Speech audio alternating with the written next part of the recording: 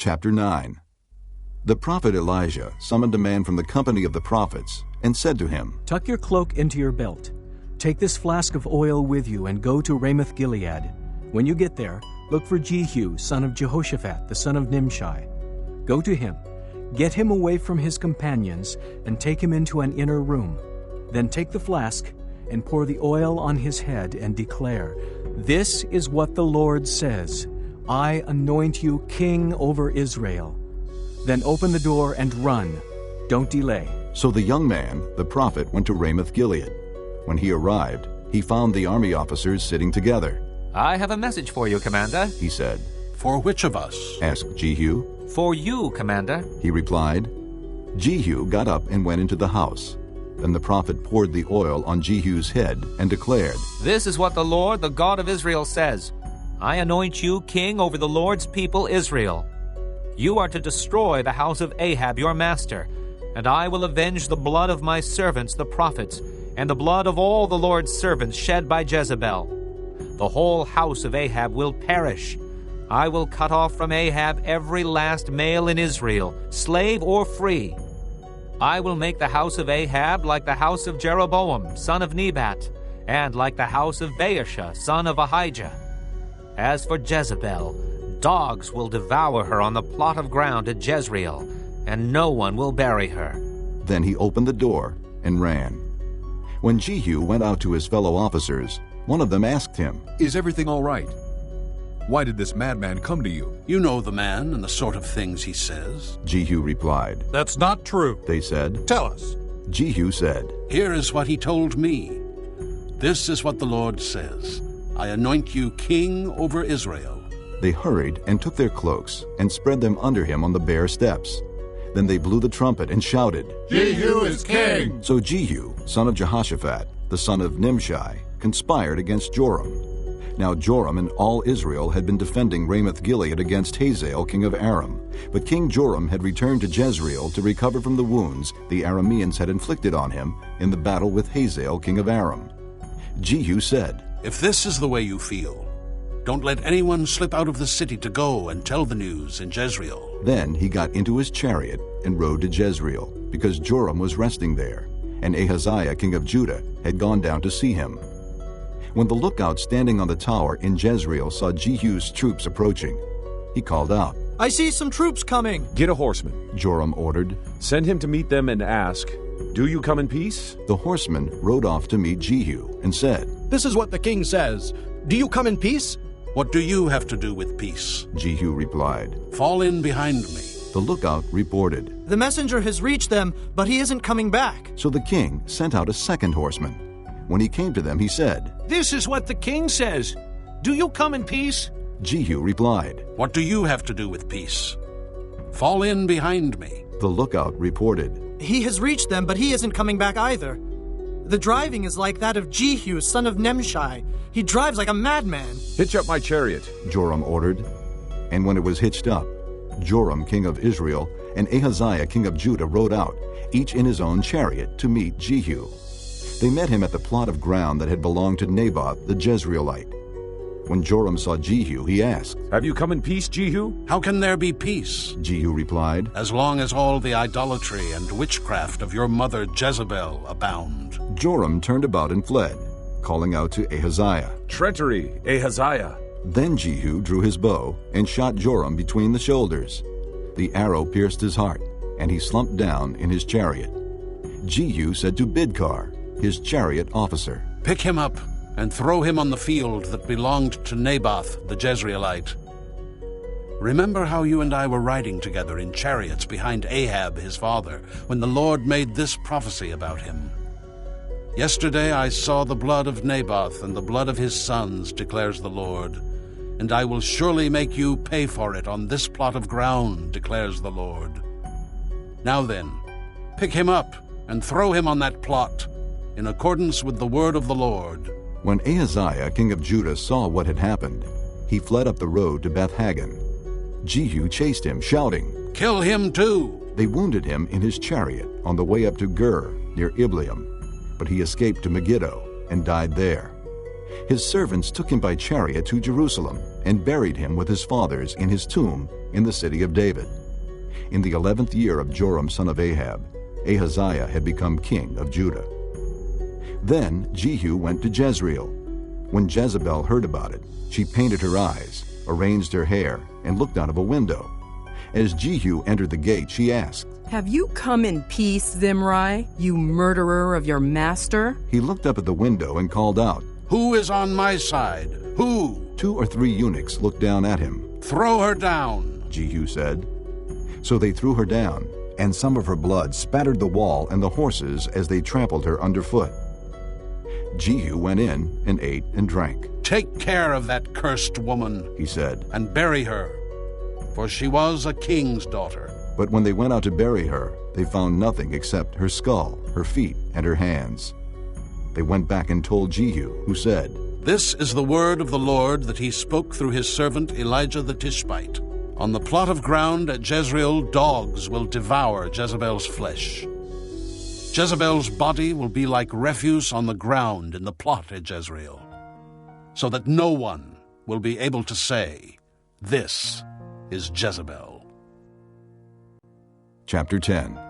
Now there were in Samaria 70 sons of the house of Ahab. So Jehu wrote letters and sent them to Samaria, to the officials of Jezreel, to the elders, and to the guardians of Ahab's children.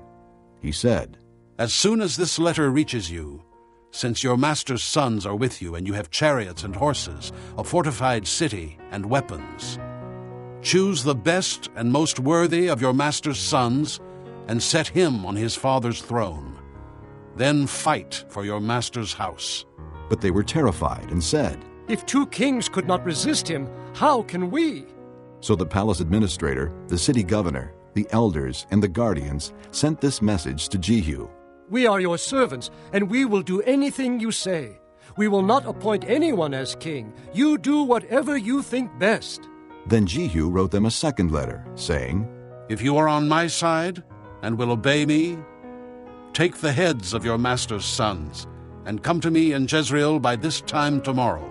Now the royal princes, 70 of them, were with the leading men of the city, who were rearing them. When the letter arrived, these men took the princes and slaughtered all 70 of them. They put their heads in baskets and sent them to Jehu in Jezreel. When the messenger arrived, he told Jehu, They have brought the heads of the princes. Then Jehu ordered, Put them in 2 piles at the entrance of the city gate until morning. The next morning Jehu went out. He stood before all the people and said, You are innocent.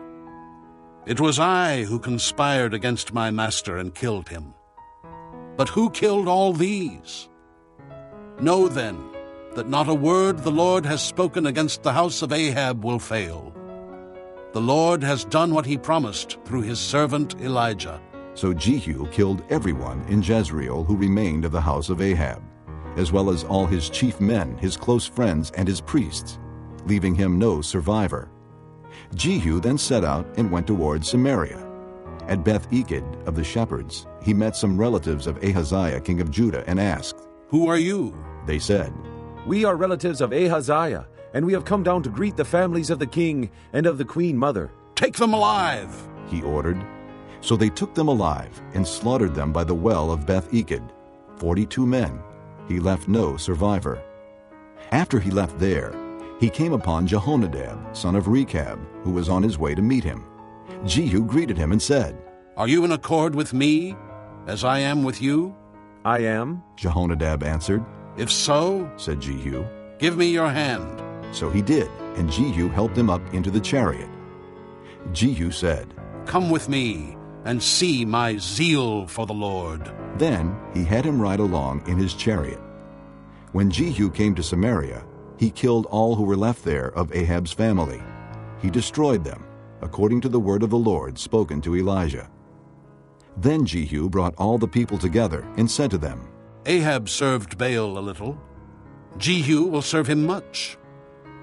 Now summon all the prophets of Baal, all his ministers and all his priests. See that no one is missing, because I am going to hold a great sacrifice for Baal. Anyone who fails to come will no longer live. But Jehu was acting deceptively in order to destroy the ministers of Baal.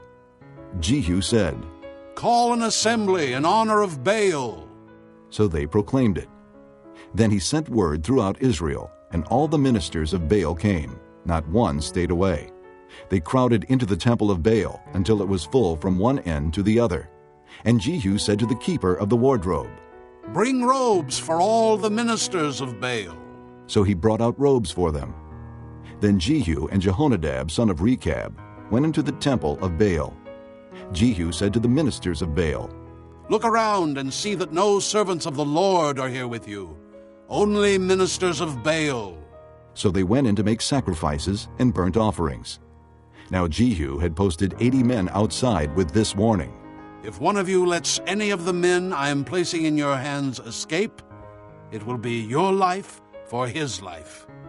As soon as Jehu had finished making the burnt offering, he ordered the guards and officers, "Go in and kill them. Let no one escape."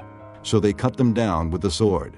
The guards and officers threw the bodies out and then entered the inner shrine of the temple of Baal. They brought the sacred stone out of the temple of Baal and burned it. They demolished the sacred stone of Baal and tore down the temple of Baal, and people have used it for a latrine to this day. So Jehu destroyed Baal worship in Israel. However, he did not turn away from the sins of Jeroboam son of Nebat, which he had caused Israel to commit, the worship of the golden calves at Bethel and Dan. The Lord said to Jehu, "Because you have done well in accomplishing what is right in my eyes, and have done to the house of Ahab all I had in mind to do, your descendants will sit on the throne of Israel to the 4th generation." Yet Jehu was not careful to keep the law of the Lord, the God of Israel, with all his heart. He did not turn away from the sins of Jeroboam, which he had caused Israel to commit. In those days, the Lord began to reduce the size of Israel. Hazael overpowered the Israelites throughout their territory east of the Jordan in all the land of Gilead, the region of Gad, Reuben, and Manasseh, from Aroer by the Arnon Gorge through Gilead to Bashan. As for the other events of Jehu's reign, all he did, and all his achievements, are they not written in the book of the annals of the kings of Israel? Jehu rested with his fathers and was buried in Samaria, and Jehoahaz, his son, succeeded him as king. The time that Jehu reigned over Israel in Samaria was 28 years. Chapter 11. When Athaliah, the mother of Ahaziah, saw that her son was dead, she proceeded to destroy the whole royal family. But Jehosheba, the daughter of King Jehoram and sister of Ahaziah, took Joash, son of Ahaziah, and stole him away from among the royal princes, who were about to be murdered. She put him and his nurse in a bedroom to hide him from Athaliah, so he was not killed. He remained hidden with his nurse at the temple of the Lord for 6 years, while Athaliah ruled the land. In the 7th year, Jehoiada sent for the commanders of units of 100, the Kerites and the guards, and had them brought to him at the temple of the Lord. He made a covenant with them, and put them under oath at the temple of the Lord. Then he showed them the king's son. He commanded them, saying, This is what you are to do.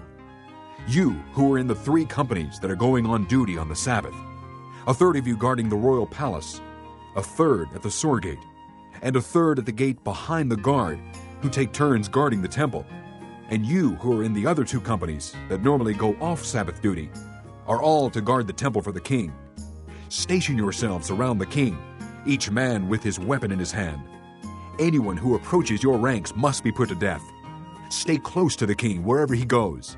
The commanders of units of 100 did just as Jehoiada the priest ordered.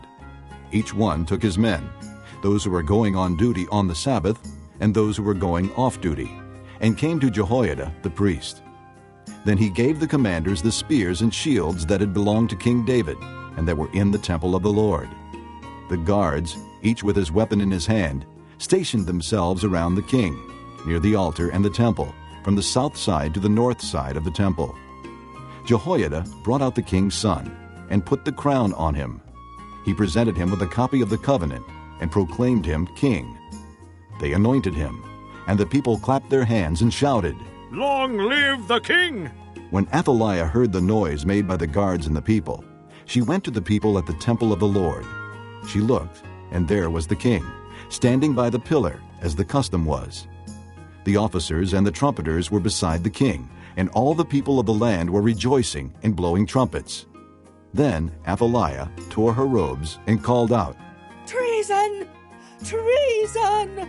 Jehoiada the priest ordered the commanders of units of 100, who were in charge of the troops, Bring her out between the ranks, and put to the sword anyone who follows her. for the priest had said, She must not be put to death in the temple of the Lord. So they seized her as she reached the place where the horses enter the palace grounds, and there she was put to death. Jehoiada then made a covenant between the Lord and the king and people, that they would be the Lord's people. He also made a covenant between the king and the people. All the people of the land went to the temple of Baal and tore it down. They smashed the altars and idols to pieces and killed Mattan, the priest of Baal, in front of the altars. Then Jehoiada, the priest, posted guards at the temple of the Lord. He took with him the commanders of hundreds, the Kerites, the guards, and all the people of the land, and together they brought the king down from the temple of the Lord and went into the palace, entering by way of the gate of the guards. The king then took his place on the royal throne, and all the people of the land rejoiced, and the city was quiet, because Athaliah had been slain with the sword at the palace. Joash was 7 years old when he began to reign. Chapter 16. To man belong the plans of the heart, but from the Lord comes the reply of the tongue. All a man's ways seem innocent to him, but motives are weighed by the Lord. Commit to the Lord whatever you do, and your plans will succeed. The Lord works out everything for his own ends, even the wicked for a day of disaster. The Lord detests all the proud of heart. Be sure of this, they will not go unpunished.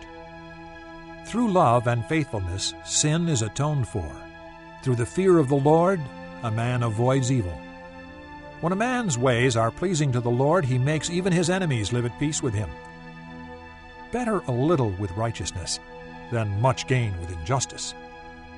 In his heart a man plans his course, but the Lord determines his steps. The lips of a king speak as an oracle, and his mouth should not betray justice. Honest scales and balances are from the Lord. All the weights in the bag are of his making. Kings detest wrongdoing, for a throne is established through righteousness. Kings take pleasure in honest lips. They value a man who speaks the truth. A king's wrath is a messenger of death, but a wise man will appease it.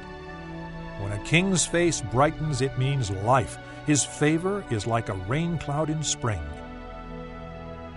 How much better to get wisdom than gold, to choose understanding rather than silver. The highway of the upright avoids evil. He who guards his way guards his life. Pride goes before destruction, a haughty spirit before a fall. Better to be lowly in spirit and among the oppressed than to share plunder with the proud.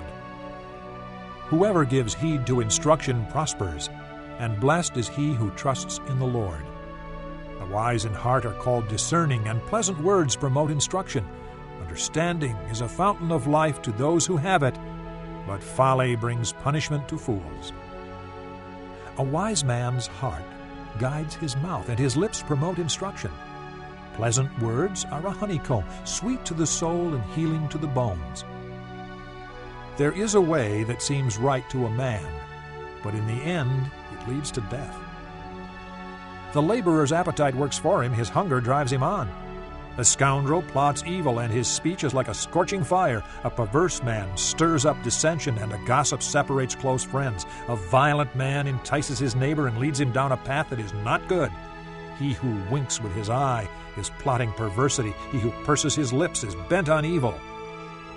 Gray hair is a crown of splendor. It is attained by a righteous life. Better a patient man than a warrior, a man who controls his temper than one who takes a city. The lot is cast into the lap, but its every decision is from the Lord. Chapter 17. Better a dry crust with peace and quiet than a house full of feasting with strife. A wise servant will rule over a disgraceful son and will share the inheritance as one of the brothers. The crucible for silver and the furnace for gold, but the Lord tests the heart. A wicked man listens to evil lips. A liar pays attention to a malicious tongue. He who mocks the poor shows contempt for their Maker. Whoever gloats over disaster will not go unpunished. Children's children are a crown to the aged, and parents are the pride of their children. Arrogant lips are unsuited to a fool. How much worse lying lips to a ruler? A bribe is a charm to the one who gives it. Wherever he turns, he succeeds. He who covers over an offense promotes love, but whoever repeats the matter separates close friends. A rebuke impresses a man of discernment more than 100 lashes a fool. An evil man is bent only on rebellion. A merciless official will be sent against him. Better to meet a bear robbed of her cubs than a fool in his folly. If a man pays back evil for good, evil will never leave his house. Starting a quarrel is like breaching a dam, so drop the matter before a dispute breaks out. Acquitting the guilty and condemning the innocent, the Lord detests them both. Of what use is money in the hand of a fool, since he has no desire to get wisdom? A friend loves at all times, and a brother is born for adversity. A man lacking in judgment strikes hands in pledge and puts up security for his neighbor. He who loves a quarrel loves sin. He who builds a high gate invites destruction. A man of perverse heart does not prosper. He whose tongue is deceitful falls into trouble. To have a fool for a son brings grief. There is no joy for the father of a fool. A cheerful heart is good medicine, but a crushed spirit dries up the bones. A wicked man accepts a bribe in secret to pervert the course of justice. A discerning man keeps wisdom in view, but a fool's eyes wander to the ends of the earth. A foolish son brings grief to his father and bitterness to the one who bore him. It is not good to punish an innocent man or to flog officials for their integrity. A man of knowledge uses words with restraint. A man of understanding is even-tempered. Even a fool is thought wise if he keeps silent, and discerning if he holds his tongue. Chapter 18. An unfriendly man pursues selfish ends. He defies all sound judgment. A fool finds no pleasure in understanding, but delights in airing his own opinions. When wickedness comes, so does contempt, and with shame comes disgrace. The words of a man's mouth are deep waters, but the fountain of wisdom is a bubbling brook. It is not good to be partial to the wicked, or to deprive the innocent of justice. A fool's lips bring him strife, and his mouth invites a beating. A fool's mouth is his undoing, and his lips are a snare to his soul. The words of a gossip are like choice morsels. They go down to a man's inmost parts. One who is slack in his work is brother to one who destroys. The name of the Lord is a strong tower. The righteous run to it and are safe. The wealth of the rich is their fortified city. They imagine it an unscalable wall. Before his downfall, a man's heart is proud, but humility comes before honor. He who answers before listening, that is his folly and his shame. A man's spirit sustains him in sickness, but a crushed spirit who can bear? The heart of the discerning acquires knowledge. The ears of the wise seek it out. A gift opens the way for the giver and ushers him into the presence of the great. The first to present his case seems right, till another comes forward and questions him. Casting the lot settles disputes and keeps strong opponents apart. An offended brother is more unyielding than a fortified city, and disputes are like the barred gates of a citadel. From the fruit of his mouth a man's stomach is filled. With the harvest from his lips he is satisfied. The tongue has the power of life and death, and those who love it will eat its fruit. He who finds a wife finds what is good and receives favor from the Lord. A poor man pleads for mercy, but a rich man answers harshly. A man of many companions may come to ruin, but there is a friend who sticks closer than a brother. Chapter 19. Better a poor man whose walk is blameless than a fool whose lips are perverse. It is not good to have zeal without knowledge, nor to be hasty and miss the way. A man's own folly ruins his life, yet his heart rages against the Lord. Wealth brings many friends, but a poor man's friend deserts him. A false witness will not go unpunished, and he who pours out lies will not go free. Many curry favor with the ruler, and everyone is the friend of a man who gives gifts. A poor man is shunned by all his relatives. How much more do his friends avoid him? Though he pursues them with pleading, they are nowhere to be found. He who gets wisdom loves his own soul. He who cherishes understanding prospers. A false witness will not go unpunished, and he who pours out lies will perish. It is not fitting for a fool to live in luxury. How much worse for a slave to rule over princes? A man's wisdom gives him patience. It is to his glory to overlook an offense. A king's rage is like the roar of a lion, but his favor is like dew on the grass. A foolish son is his father's ruin, and a quarrelsome wife is like a constant dripping. Houses and wealth are inherited from parents, but a prudent wife is from the Lord. Laziness brings on deep sleep, and the shiftless man goes hungry. He who obeys instructions guards his life, but he who is contemptuous of his ways will die. He who is kind to the poor lends to the Lord, and he will reward him for what he has done. Discipline your son, for in that there is hope. Do not be a willing party to his death. A hot-tempered man must pay the penalty. If you rescue him, you will have to do it again. Listen to advice and accept instruction, and in the end you will be wise. Many are the plans in a man's heart, but it is the Lord's purpose that prevails. What a man desires is unfailing love. Better to be poor than a liar. The fear of the Lord leads to life. Then one rests content, untouched by trouble. The sluggard buries his hand in the dish. He will not even bring it back to his mouth. Flog a mocker, and the simple will learn prudence. Rebuke a discerning man, and he will gain knowledge. He who robs his father and drives out his mother is a son who brings shame and disgrace. Stop listening to instruction, my son, and you will stray from the words of knowledge. A corrupt witness mocks at justice, and the mouth of the wicked gulps down evil. Penalties are prepared for mockers, and beatings for the backs of fools. Chapter 20. Wine is a mocker, and beer a brawler. Whoever is led astray by them is not wise. A king's wrath is like the roar of a lion. He who angers him forfeits his life. It is to a man's honor to avoid strife, but every fool is quick to quarrel. A sluggard does not plow in season, so at harvest time he looks, but finds nothing. The purposes of a man's heart are deep waters, but a man of understanding draws them out. Many a man claims to have unfailing love, but a faithful man who can find? The righteous man leads a blameless life. Blessed are his children after him.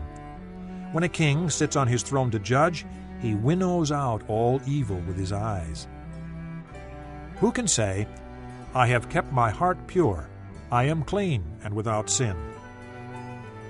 Differing weights and differing measures, the Lord detests them both. Even a child is known by his actions, by whether his conduct is pure and right. Ears that hear and eyes that see, the Lord has made them both. Do not love sleep, or you will grow poor. Stay awake, and you will have food to spare. It's no good, says the buyer. Then off he goes and boasts about his purchase. Gold there is, and rubies in abundance, but lips that speak knowledge are a rare jewel. Take the garment of one who puts up security for a stranger. Hold it in pledge if he does it for a wayward woman. Food gained by fraud tastes sweet to a man, but he ends up with a mouthful of gravel. Make plans by seeking advice. If you wage war, obtain guidance.